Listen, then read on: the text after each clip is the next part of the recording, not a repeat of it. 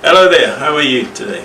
So I'm going to go on to part 2 of the blog around the Cisco Annual Cybersecurity Report 2018. This is really a quick summary, and the focus for this blog is actually the takeaways for organizations in terms of how they're coping with the developments in the cybersecurity space.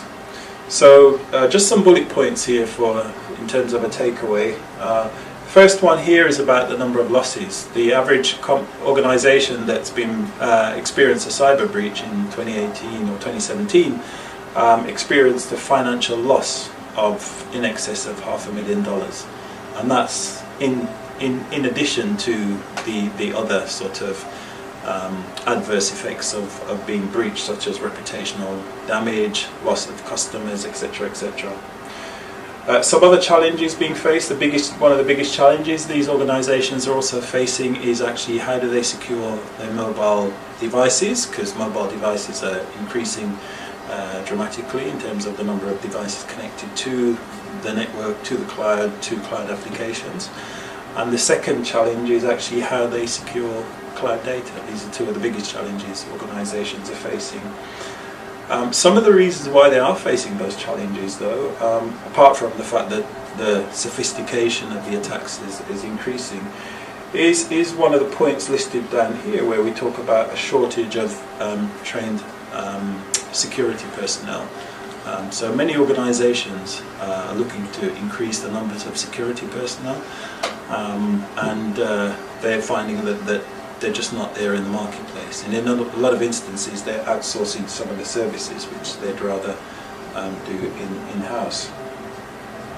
Some other trends as well. Some organizations are looking at an integrated solution from one vendor, and others are actually increasing the number of vendors and looking at a kind of point product type of solution where they look at best of breed.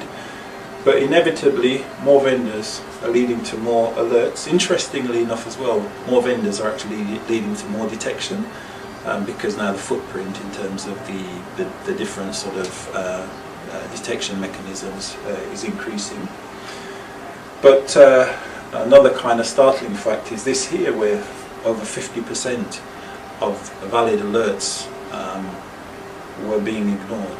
And they're being ignored simply because organizations don't have the resources to actually mitigate those alerts.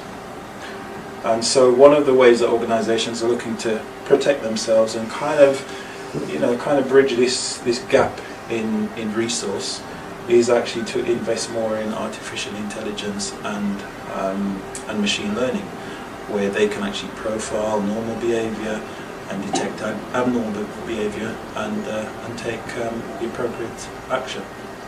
So these are the kind of takeaways. There are many more if you want to kind of read the blog in more detail, or in fact the report itself. We'll be concluding this series with a few kind of key graphics and statistics and figures that we pull out of the report. Thank you.